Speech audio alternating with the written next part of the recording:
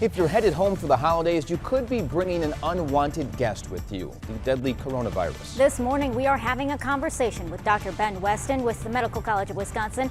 He also helps lead Milwaukee County's response to the coronavirus pandemic. Number one, we're in a bad spot right now. We're seeing trends increasing and going in the wrong direction. There's no flattening of the curve. There's no turning the corner.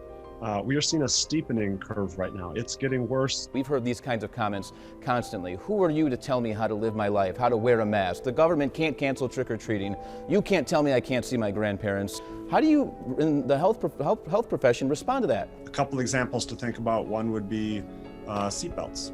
When you go to a restaurant, your food has to be cooked to a certain temperature. It's the same health department that is making sure that people are staying safe with COVID is making sure that people are staying safe when they go out to restaurants.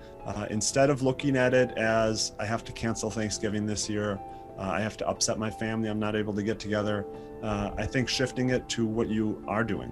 And I think, in my opinion, what you are doing is an act of love. Carol also asks on Facebook, if we quarantine for 2 weeks before Christmas and we get tested halfway through the quarantine at a drive-through testing site, will it be safe to celebrate Christmas with her elderly mother? If you can do a true 14-day quarantine, then I think it's safe to do that. But the problem with those, bubbles, if you will, is it just takes one hole and the whole bubble pops. We know that some people will still see their family and friends. So what advice do you have for those people?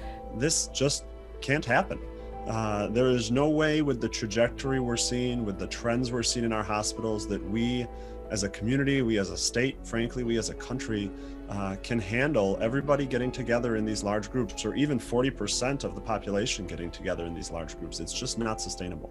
What's important to remember right now is that we're in a tough spot, and we're going to be in a tough spot for the next few months. It's only going to get worse, but it will get better. The vaccines that we were talking about before are looking really promising.